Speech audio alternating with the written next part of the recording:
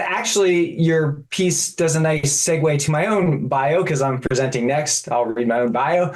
I'm an assistant professor in Sanskrit and Jain Studies at Arihanta Institute. And I'm a visiting assistant professor at Claremont School of Theology, where we collaborate between Arihanta with graduate programs in Jain Studies. I should also mention that I have a monograph coming out within the next month or two about Gaudiya Vaishnava psychology of emotions, which deals with Ragatmika and Raganuga Bhakti that Eileen was very much alluding to. And I'm also writing a book right now on Srimad Rajchandra's Bhakti Marg as well, too, where I see a lot of that same sort of language happen in that work. But in addition to that, I'm working on another book with Parveen Jain that we're co-authoring on Jain mantra and Jain theory of language, based on the teachings of Acharya Sushil Kumar. And then, of course, I have another book coming out on engaged Jain studies. A lot of people here, Christopher Miller and I are co-authoring it. We have a lot of people here who are on that. And then also, last thing I would say is this contemplative volume that we have right here. We dealt quite a bit with, many of the authors discussed Jain Bhakti quite a bit in there as well, too. So that's a nice resource that sort of dovetails with some of the things that Eileen was speaking about. Okay, so without any further delay, I'm also not very good at timekeeping and presenting at the same time. So if in 20 minutes I'm still talking, if somebody wants to give me a gentle nudge, I would appreciate that. But if not, I will keep an eye on my clock. It's right above my desk. I can see it. Okay. All right. Thank you very much. I believe that was Dr. Long who just chimed in, right? Okay, thank you. Everybody can see my screen. Okay, so we are now in the interfaith Jain yoga portion of this conference, and I'm trying something quite ambitious. I'm comparing yoga systems between Patanjali Yoga Sutra, Haribhadra, and Hemacandra. And actually, 2 texts would be too easy. I'm going to try to do that with 4 different texts. And then I'm going to frame it all for my next act in terms of interfaith dialogue.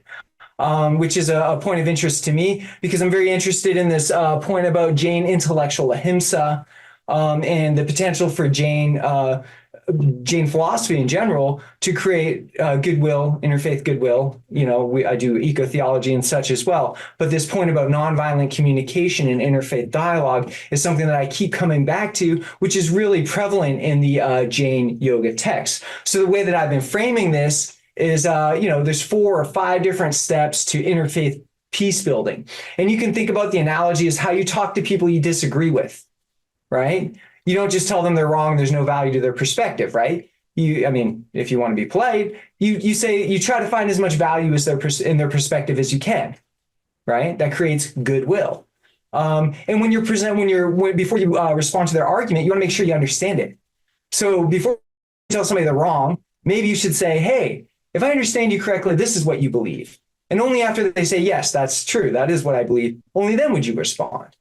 And in your response, you shouldn't compromise your own beliefs. You should be able to note points where you disagree. But once you value their position and you show that you understand it, it shouldn't really create conflict. And another thing that goes a long way is humility, right? I feel like I disagree with you. But I'm going to admit that I don't know everything. I have a limited perspective on reality. So for whatever my disagreement is worth, this is what I believe in contrast to yours. Okay. So these are just various different ways that we can talk in interfaith peace building. And I find multiple different Jain texts illustrate examples of this, affording the maximum valuation to dialogical partners by sharing heuristic frameworks. There's very similar structures between Jain yoga texts and Buddhist and Hindu yoga texts. There's shared terminology. That's a way of saying that we value, a lot of what this perspective has to offer, so much so that we will use a similar framework, right? And then also the Jain yoga texts are quick to show where they disagree. And they don't compromise their fundamental positions. They always come back to like the basic teachings of the Tattvartha Sutra, no gunastanas, Jain non-negotiables. And then also this is a little bit more complicated. And I'm writing a book on Jain yoga and pragmatism and interfaith dialogues. This is the topic of my book, another book Sorry, it's been a busy year. And this is the idea that, there's layers of epistemology where your knowledge becomes more and more reliable. And this operates in a pragmatic sort of gradation. And that where you're at right now, the more you progress spiritually, the more you're going to be able to understand. So that helps you acknowledge your own limitations. Okay, so let's talk about the history of yoga as spiritual in the Jain Dharma tradition. I'm still surprised nobody's mentioned this in the lecture so far, probably because it's very commonly known. But obviously, the term yoga was not always a good word in the Jain tradition. In the early sources, the Jain used the term yoga just means union. So, the Tattvartha Sutra, for example, it means the union of the soul with karma, which is not necessarily a good thing, right? But the yoga movement itself in early India is really part of the Shramana movement, the more movement away from ascetic and renouncing desire and that sort of thing. So those elements of the Shramana yoga sort of movement have always been there in the Jain tradition, even though they didn't use the term yoga in the early texts to refer to it, right? And since Jain Dharma is a quintessential Shramana tradition, then its practices can very easily be referred to as yoga because other traditions were doing that as well too. And we can see the characteristic emphasis on tapas, dhyana, vratas, kayotsarga. We saw some wonderful presentations and discussions on kayotsarga and how it, very similar to other yoga embodied traditions as well. Okay, so the term yoga does start to get used in the spiritual sense as like spiritual discipline or something like that. And multiple different works. The two that I'm going to focus on are Haribhadra and Hemacandra here, and pretty much three of those texts that are listed there, but that will all unfold. Okay, so the interfaith element of this is to talk about yoga in dialogue with the Patanjali Yoga Sutra. Now, this, if you remember from my first slide, this is part of valuing the shared structures between the Hindu Yoga Sutra and the structures that come in Jain texts. That sort of shared structure provides a basis to be able to value your dialogical partner with whom you disagree, i.e. Hindu yoga and Jain yoga. And one of those points, there's a lot of different structures that we can look at, but the one that I'm really going to focus in today, it's also nice that this is a point that came up with some of the other lectures, this pravrti nirvrti dialectic. And a lot of times when people talk about that, they mean like pravrti is like the dharma that you do in the world. The nivritti is the things that you renounce and you don't do, right? And it tends to have like sort of a very external connotation, but that's actually not really as much the case in the yoga texts. It tends to imply something much more psychological. And if you think about what this is, this also goes with the gradated self that we've seen in multiple presentations. So the way this basically works with the yoga meditation is you engage with one meditative object that's somewhat external, right? And in the process, you concentrate the mind, and that allows you to nivritti, to withdraw from that level of exteriority to a deeper level interiority, where you then engage the mind, retract, engage the mind, retract, and eventually you realize your swarupa, your chitti, that is your consciousness, right? Your conscious soul in essence. Okay, and so we see this in the Yoga Sutra, this dialect and this process being described between pravrti engagement, nivritti withdraw, into increasing levels of interiority. So the one pravrti element we see very explicitly in Yoga Sutra 135, and then the very fact that yoga is defined as nirodha, as like a cessation, that's a sort of pravrti or nivritti par excellence there, okay? And then we have multiple different places here when we're defining how we nirodha, how we stop the churning of our mind. Vritti I look at is a sort of centrifugal orientation of the consciousness that resides within the soul. That's what vritti is, right? Because it comes from vr, right? It's the to turn, right? So centrifugal force of pulling your consciousness externally, right? And the way we stop that, the way we nirodha that, is by a dialectical process of abhyasa and vairagya.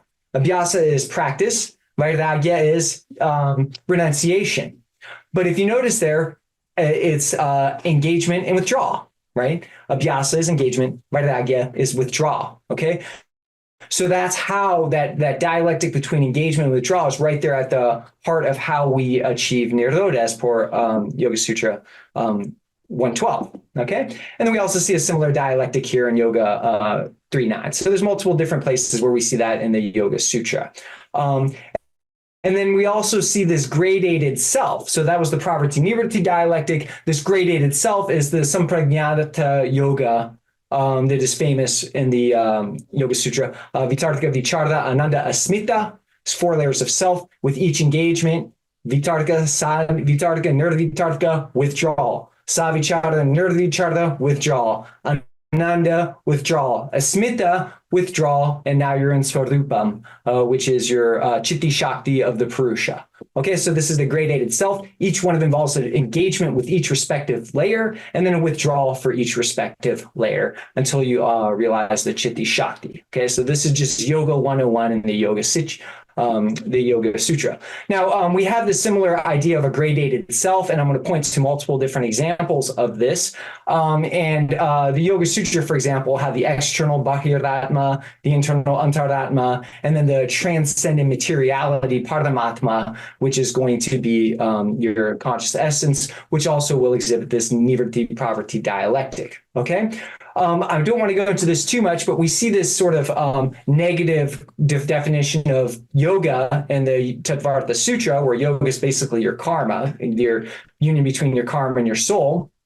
But we still see this sort of seminal nivritti pravrti dialectic happening in the Tattvartha Sutra. So conceptually, it's got a very similar process to the Yoga Sutra in terms of this engagement, withdrawal, And actually we see nivritti is nirodha, the same term that's used in the Yoga Sutra 1.2, is being the process of stopping your karma. So this is not too dissimilar to Yoga Sutra 1.2, this idea of nirodha as being a nivritti element. And then we also have this similar thing, ekagra, or in Yoga Sutra, it's ekagrata parinama, nirodha parinama. These are the different sort of transformations that you go through. Ekagrata in Yoga Sutra is engaging with a meditative object and then withdrawing. So engaging with the meditative object, that's conceptually pravrti, and then the withdrawing will be your nivritti. So again, we see this this dialectic happening in the Tattvartha Sutra as well too. So there's a lot of different conceptual ideas. There's also the sort of gradation of the self that we see with the gunastanas as well. And so the question here is, in the Tattvartha Sutra, karma is yoga, but that seems to shift into karma yoga in the later Jain Yoga texts. All right, so let's look at Yoga-bindu and see if we can find some of these similarities. The shared heuristic structure, which becomes a way of maximum valuation between contrasting dialectical schools who disagree, okay? Yoga schools, all right? So we have an eightfold yoga, obviously, in Yoga Sutra, Yama Niyama Asana, Pranayama Pratyahara, Dharana Dhyana Samadhi. There's an eightfold system in the Yoga-bindu. It's kind of similar, you know, just in the fact that there's 8, but they're a little bit different. But there's also in the Yoga-bindu actual direct citations of some of these same terms that we see in Patanjali's Yoga Sutra. Sampragnata Samadhi, the Vitarka Vicharda Ananda Smita, and then the Asampragnata Samadhi, which scholars understand differently. I think that I'm a little bit different than other people. I don't equate it with Nirbija Samadhi. I think Sampragnata represents the Nirvicharda and the Nirvitarka aspects, but that's a different story. It's there in the Yoga-bindu. And then also Dharma Mega Samadhi that we see in Yoga Sutra is very clearly in Yoga-bindu as well. So again, shared lexicon, shared structures is a way of valuing your dialectical partner, right? But then also the Yoga-bindu is very traditional. It's continuation of all these same aspects that we think of as Tattvartha Sutra 101, Gunastanas, 3 jewels, all of that sort of stuff is very much there in the Yoga-bindu.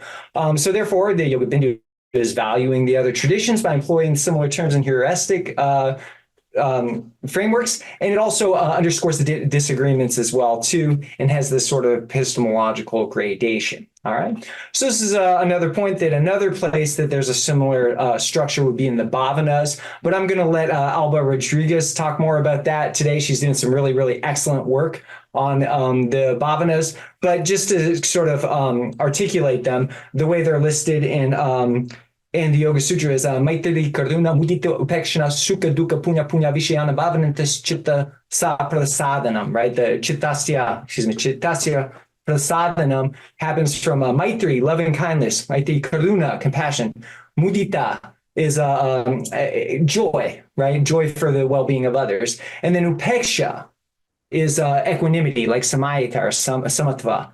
Okay, now if you notice, each one of these involves some degree of engagement, pravritti, but the fourth one is nivritti, the equanimity, the withdrawal altogether.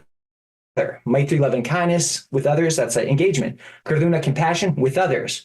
Pramoda in the Jain system, right, is happiness for others. Mudita for Patanjali. And then Upeksha, or in the Jain tradition, it's Madhyastha, but they're conceptually the same, is now going to be your nivritti proper. So you still have that sort of pravritti nivritti dialectic in the bhavanas there as well. Okay. And then the threefold yoga, we can really see the pravritti elements of the charitrin, who's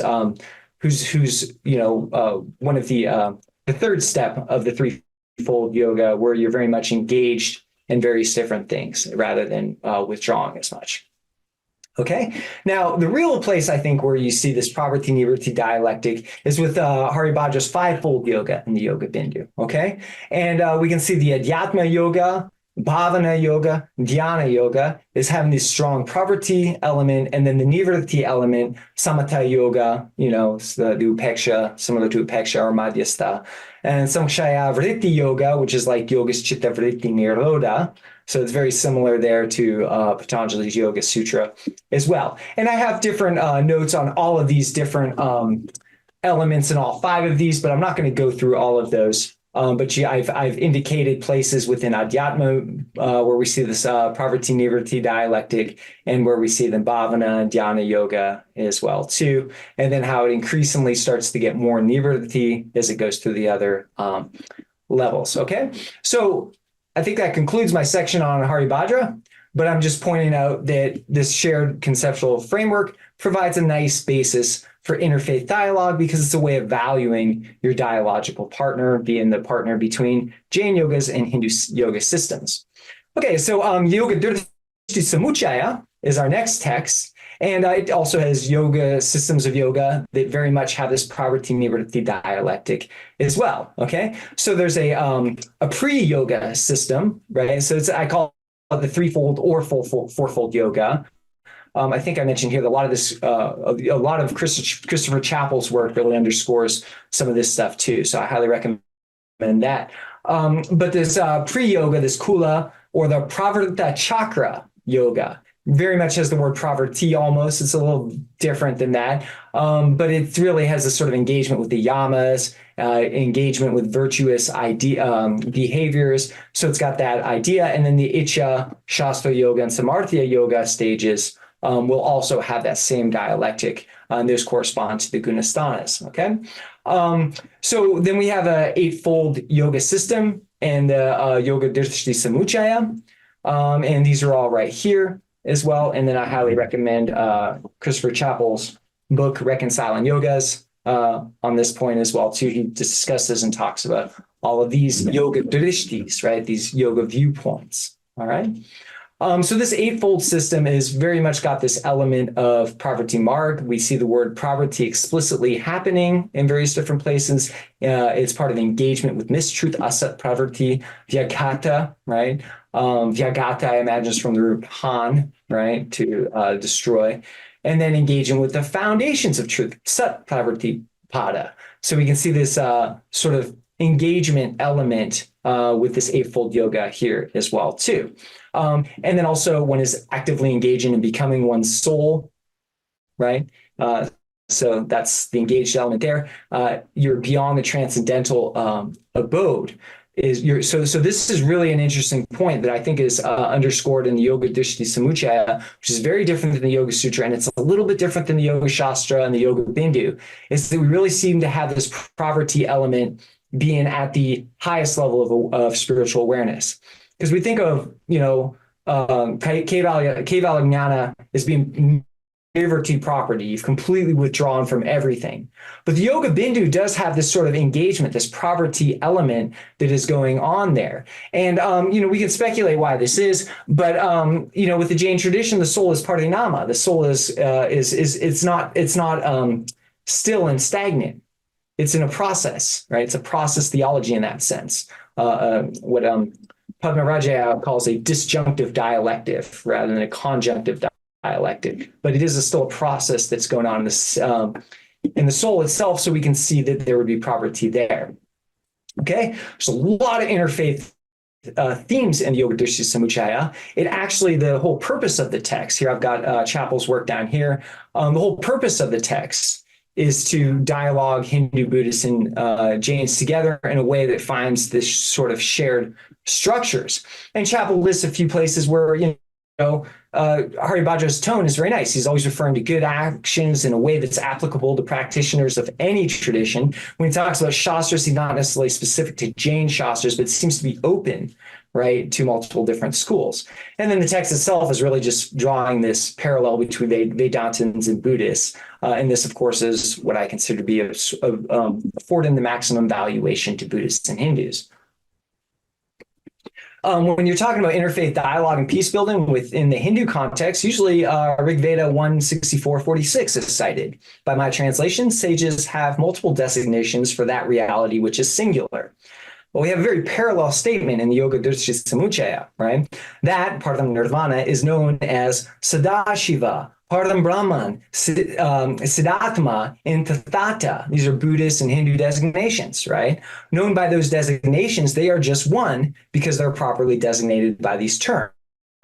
So you can really see this sort of interfaith spirit here in the Yoga-dṛṣṭi-samuccaya. And then there's the idea that all religious traditions have truth within them. They have valid perspectives on the truth is very much in there. There's a caution not to be too arrogant when you're disagreeing with somebody, to reject them prematurely because our own viewpoints are going to be problematic. That's the epistemological humility that I was saying. And actually, he points out that sages from all traditions are humble. They're not hostile to other traditions. And so we should follow the examples of Buddhist, Hindu, Jain sages who are humble when they're dealing with disagreement. And so that's where the goodwill comes from as well. And then there's this problematic nature of logic, and you can't really know.